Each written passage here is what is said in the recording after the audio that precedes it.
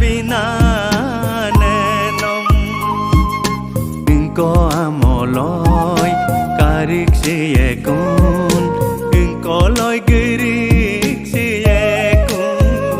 leko tani geda so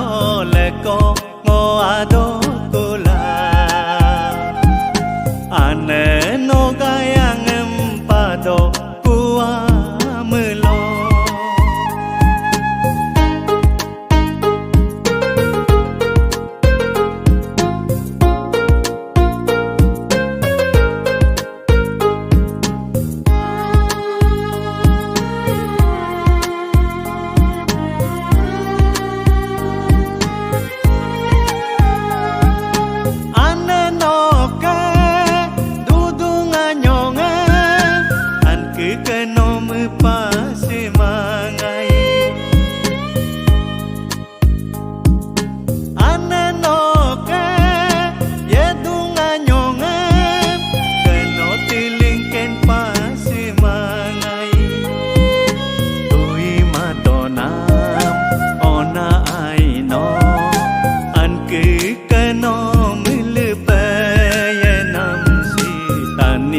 geda soleko ngopi do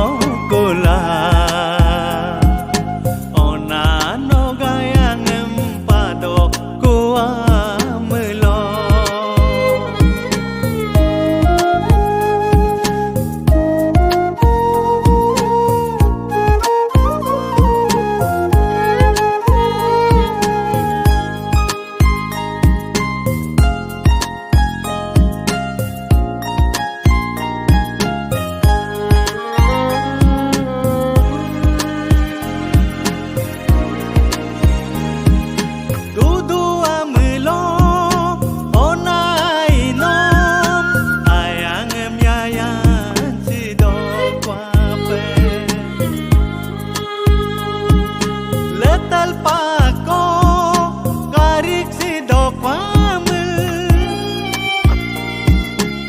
namam lubi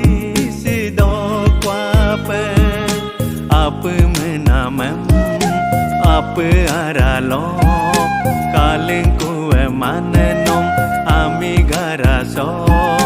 gasup silaya siapa yenam songotani geda soleko